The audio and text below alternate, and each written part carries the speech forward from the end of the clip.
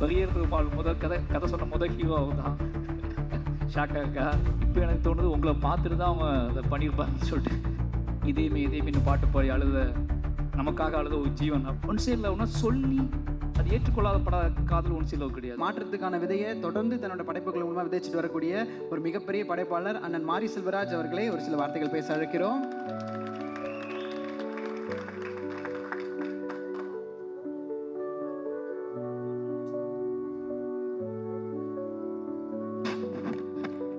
எல்லாருக்கும் வணக்கம்.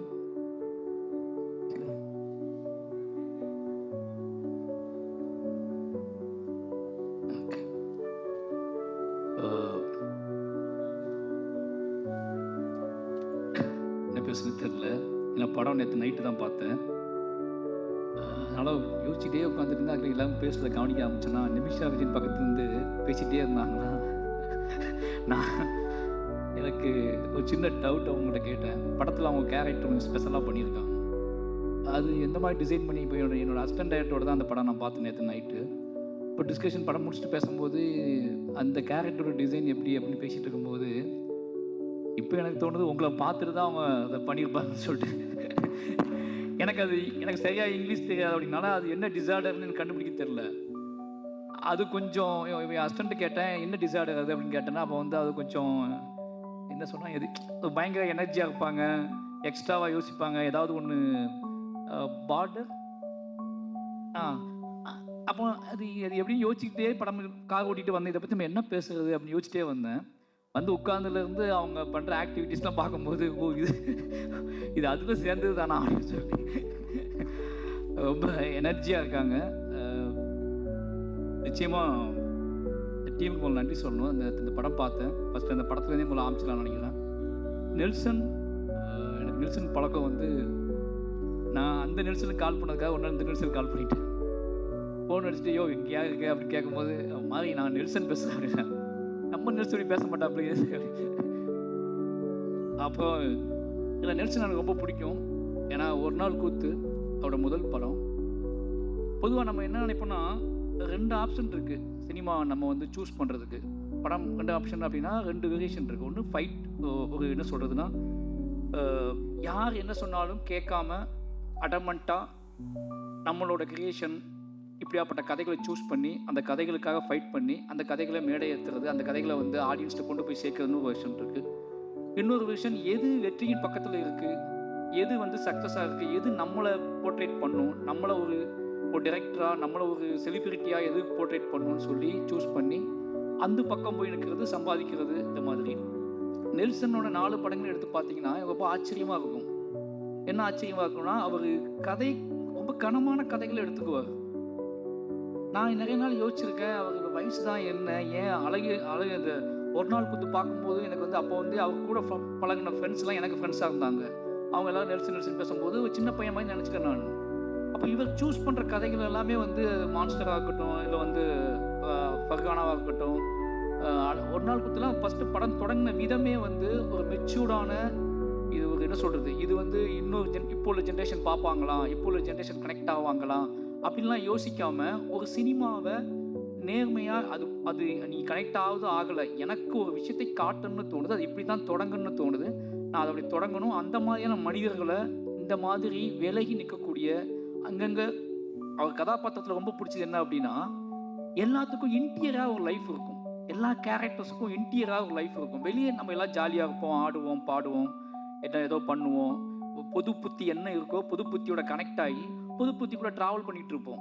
பட் இன்டீரியராக இருக்கிறத நம்ம வந்து பெருசாக எஸ்டாப்ளிஷ் பண்ண மாட்டோம். அது நமக்கு பிடித்தமான மனிதர்கள்ட்ட கேர்ள் ஃப்ரெண்டுகிட்டையோ இல்லை அவங்ககிட்ட கூட நம்ம மறைக்க ட்ரை பண்ணுவோம். அவருடைய 4 படத்துலையும் பார்த்தீங்கன்னா அந்த கேரக்டர்ஸ், அவரோட கேரக்டர்ஸ் இன்டீரியரான அவன் மனசுக்குள்ளே இருக்கக்கூடிய அந்த மனசுக்குள்ளே கேட்டுக்கிட்டே இருக்கக்கூடிய ஒரு பாட்டுக்கு அவங்க ஆடி இருப்பாங்க, மனசுக்குள்ளே கேட்டுக்கிட்டே இருக்கக்கூடிய ஒரு கேள்விக்கு அவங்க பதில் பேச ஆரம்பிச்சிருப்பாங்க, மனசுக்குள்ளே கேட்டுக்கிட்டே இருக்கக்கூடிய மனசுக்குள்ளே வந்து வரைஞ்சிக்கிட்டே இருக்கக்கூடிய ஓவியத்தை வெளியே காட்ட ட்ரை பண்ணுவாங்க. இப்படியாப்பட்ட கேரக்டர்ஸ் அவர் கிரியேட் பண்ணுறாரு.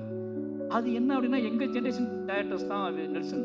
எங்கள் ஜென்ரேஷனில் அவர் தனியாக இருக்கார். நான் நினைக்கிறது அப்படி தான் நினைக்கிறேன். அவர்கிட்ட வந்து ஒரு சோசியல் ரெஸ்பான்ஸ் இருக்குது, ஒரு சமூக பொறுப்பு இருக்குது. அதே நேரத்தில் அதை எல்லாத்துக்குள்ளேயும் நம்ம எல்லா தளத்திலையும் இயங்கக்கூடிய, அது ஐடியாக இருக்கட்டும், ஐடி பீப்புளாக இருக்கட்டும், அது எஃப்எம் மாதிரி ஒரு இதுவாக இருக்கட்டும், ஒரு வீட்டுக்குள்ளே அடங்கி கிடக்கிற பொண்ணாக இருக்கட்டும், அல்லது மான்ஸ்டர் மாதிரி அந்த எல்லாத்துக்கும் அப்படி தனித்த அங்கங்கே விடுபட்ட தென்படக்கூடிய டக்குன்னு தென்படாத கேரக்டர்ஸ்களோட உள்ளுக்குள்ள இருக்கிற வாழ்க்கையை படம் பிடிச்சி காட்டுறதுல அவர் எங்கேயாவது ஒரு மேடை கிடைக்காதா? ஏன்னா அவர்கிட்ட பேசினது இல்லை.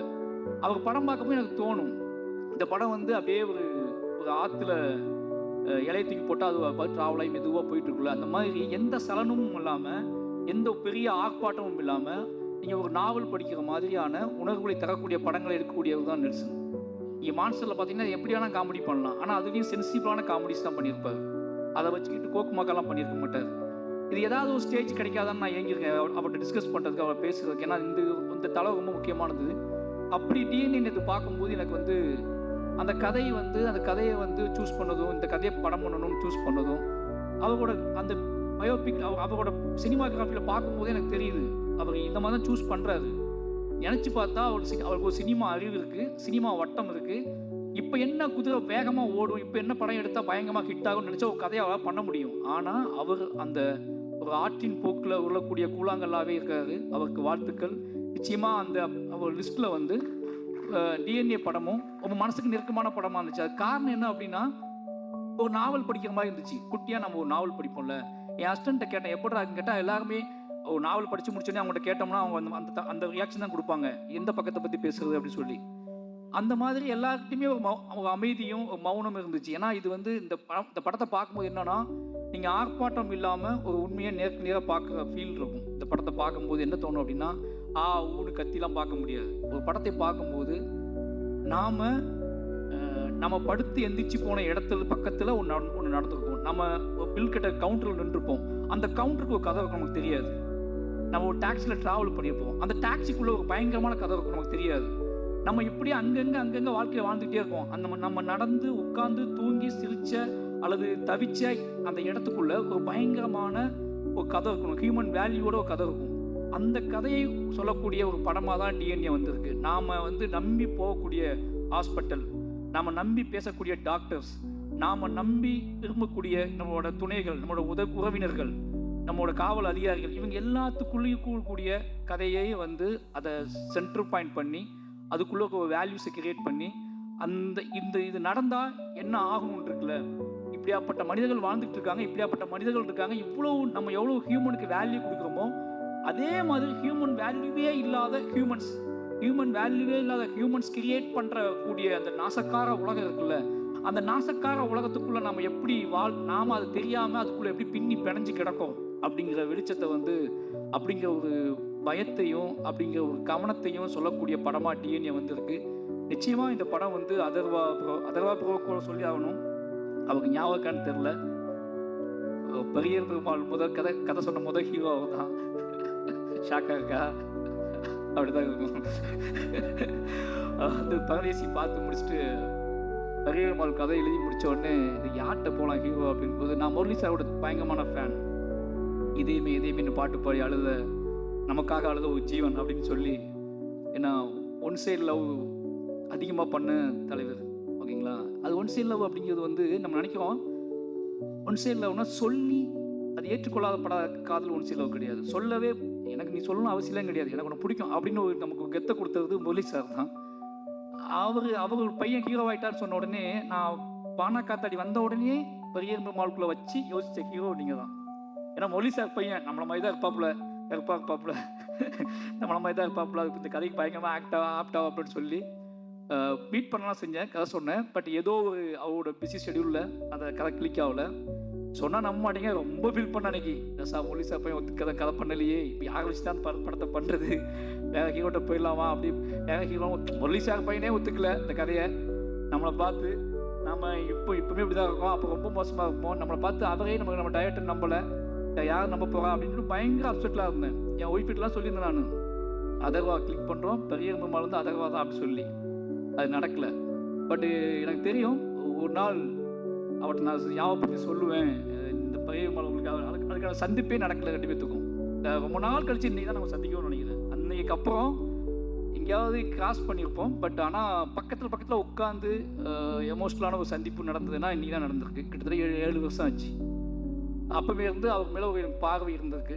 அந்த பார்வையின் அடிப்படையில் நிச்சயமாக அவர் என்ன சொல்கிறதுனா, இன்னும் உயரம் போகக்கூடிய ஒரு நடிகர் தான். இன்னும் உயரம் போகக்கூடிய, உயரமாக இருக்கிறனாலே கொஞ்சம் சுலபமாக போகிறாங்க எனக்கு தெரில. இன்னும் உயரமாக போகக்கூடிய நடிகர் தான். அவளுக்கான கெப்பாசிட்டி வந்து உடம்பு ஆற்றல், அதுக்குள்ள ஒரு வேகம் எல்லாமே இருக்குது. டிஎன்ஏ நிச்சயமாக அவருக்கு ஒரு முக்கியமான படமாக இருக்குன்னு நம்புகிறேன். வாழ்த்துக்கள்.